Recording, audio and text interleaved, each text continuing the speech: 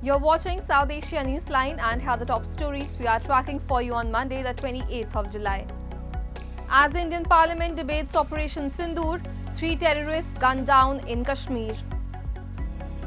Pakistan takes U-turn on TRF resignation by USA, says no objection. And monsoon fury hits PoJK, locals decry government apathy.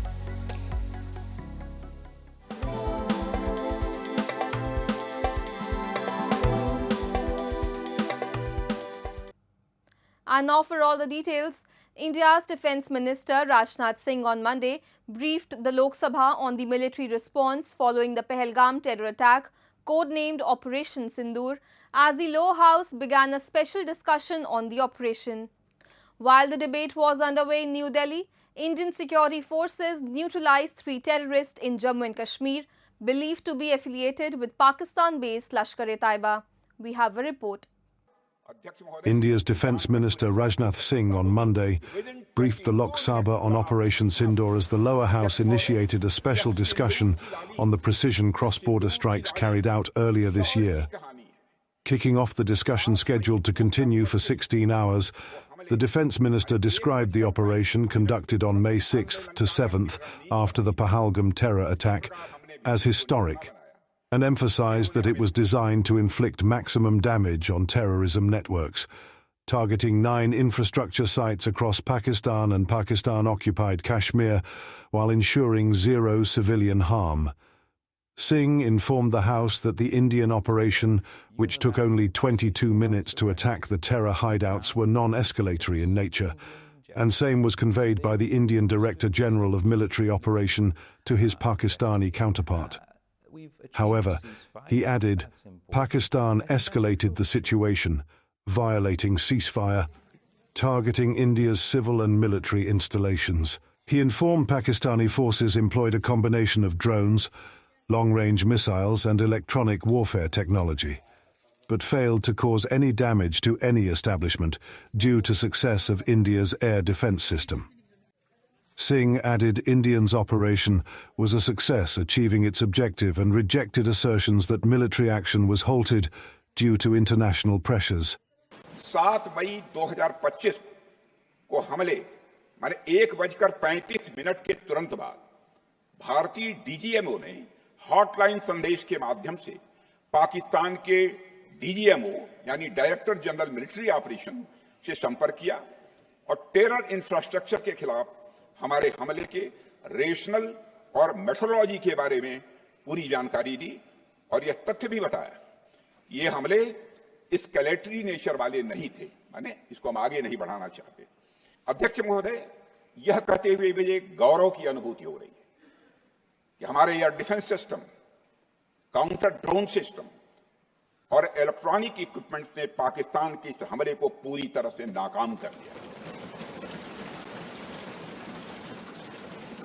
Pakistan हमारे किसी भी target को hit नहीं कर पाया अध्यक्ष महोदय, और हमारे किसी भी इंपॉर्टेंट एसेट को नुकसान नहीं हुआ है। Opening the discussion for opposition, Congress leader Gaurav Gogoi questioned the intelligence preparation and inquired about the developments as he highlighted over 100 days have passed since the attack on tourists in Pahalgam. He demanded the government should inform why did India agree to a ceasefire, recalling repeated assertions of mediation by the US President Donald Trump.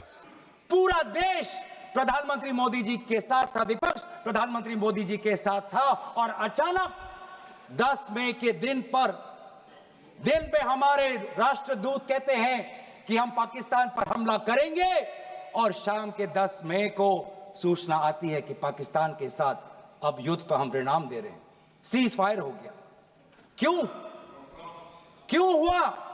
हम आदरणीय प्रधानमंत्री मोदी जी से जानना चाहते थे। While the parliamentary discussion was underway in capital New Delhi, Indian security forces carried out a separate joint operation in Jammu and Kashmir's Lidwas area, neutralizing 3 terrorists believed to be affiliated with Pakistan-based terror outfit Lashkar-e-Taiba.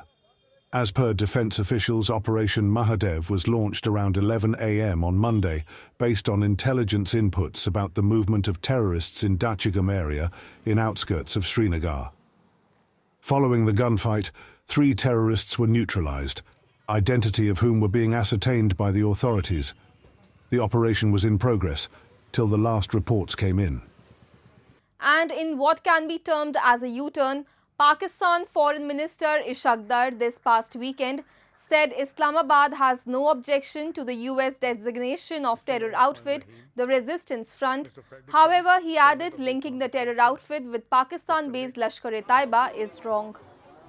Speaking during an interaction with think tank Atlantic Council, Dar said the designation was a sovereign decision of the United States and Pakistan welcomes the decision if they have any evidence that the outfit is involved. However, denouncing that TRF is a proxy of LAT, Dar said Lashkar was dismantled years ago by Pakistan. The actors were prosecuted, arrested and jailed and the entire outfit was destroyed, he added. The remarks were in sharp contrast to his earlier position where he defended the TRF and said Pakistan will not accept the allegation against the outfit.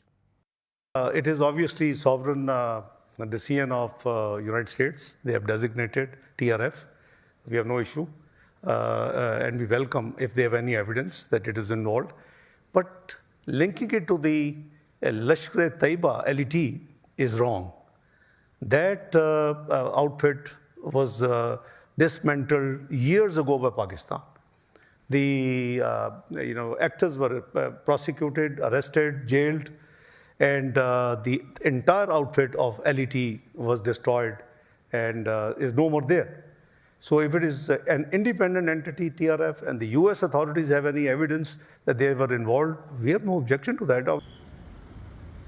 During the interaction, Dar reiterated Pakistan's call for dialogue with India, expressing readiness to cooperate on trade and counter terrorism. Similar remarks were made by Prime Minister Shehbaz Sharif last week. Ties remain strained with talks suspended, the Indus Waters Treaty in limbo and diplomatic measures in place following the April 22 Pahalgam terror attack claimed by TRF. The attack came after India's precision strikes on LET and JEM hideouts across Pakistan and PoJK. Moving on, in Pakistan-occupied Jammu and Kashmir, the people of Bandi Mir Samdani are once again suffering as monsoon rains bring life to a standstill. Despite repeated appeals, the administration has failed to respond. We have a report.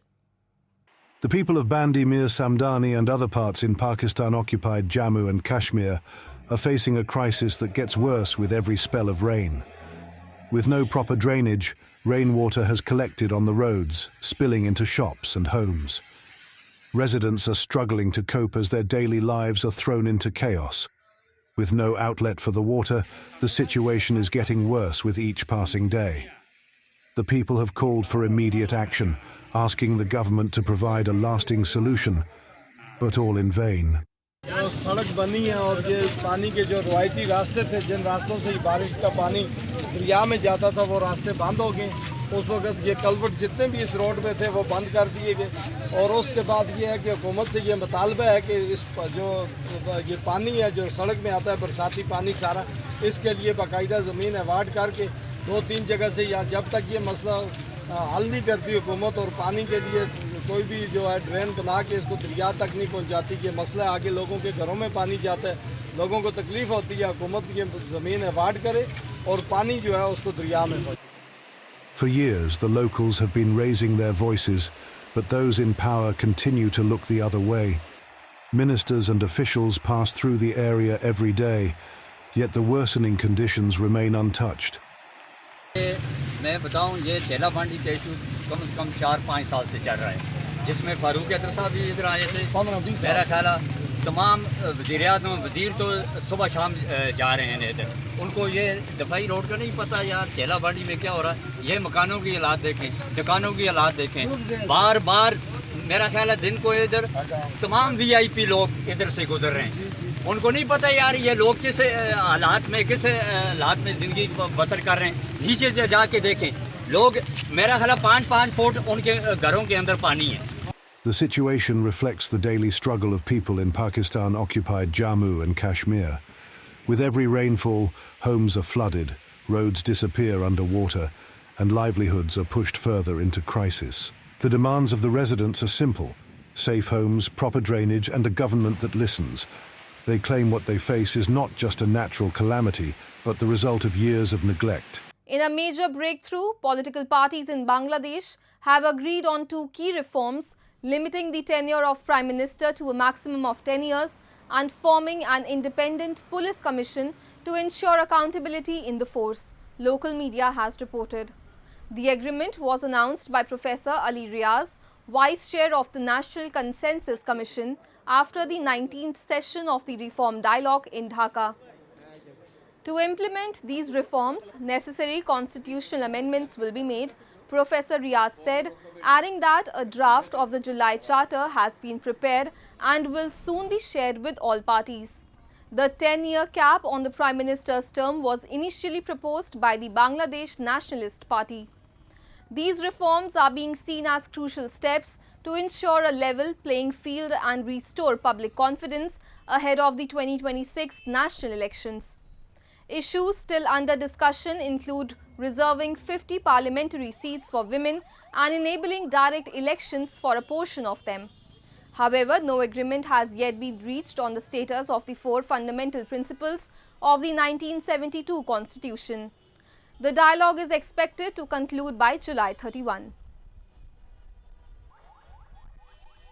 And after Indian Prime Minister Narendra Modi's visit, Sri Lanka's President Anura Dissanayake has now arrived on a 3-day state visit to the Maldives at the invitation of Maldivian President Mohamed Muizzu. Dissanayake received a warm welcome by his Maldivian counterpart at the airport upon his arrival on Monday. Taking to X, Dissanayake in a post informed about his arrival and the scheduled discussions with President Muizzu. During the visit, Dissanayake is scheduled to hold official talks with Muizzu, focusing on further strengthening bilateral relations between the 2 neighbouring nations.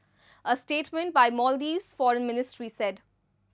President Dissanayake will also address a business forum and is scheduled to meet the members of the Sri Lankan expatriate community. This visit marks 60 years of diplomatic ties between the 2 countries and first state visit by President Dissanayake to the Maldives since assuming office in September 2024. Moving on, Nepal's Prime Minister KP Sharma Oli reviewed the situation of drought-hit Madhesh province, making an aerial survey of the region, which is edging closer towards a food crisis. Oli surveyed the province, overseeing the dry patch of field where by the mid of July, paddy saplings used to stand green, with farmers counting on their yield. But this year, Madhesh, part of the Terai region, is struggling with drying up of the water resources, leading to its declaration as a disaster-hit zone for a period of 3 months, following a cabinet decision recently. Prime Minister, during his address at an event in the drought-struck area, announced installation of 500 deep boring water systems. Local authorities, though stay skeptical about the installation would lay any impact as the groundwater level has also diminished. Oli also pledged to hold discussions and coordinate efforts with the stakeholders for earliest resolution to the ongoing water shortage. The prolonged lack of rainfall in the province has resulted in a severe shortage of drinking water and inadequate irrigation facilities, leaving locals and farmers in worry and disarray. That's all in tonight's edition. We will see you same time tomorrow. Good night.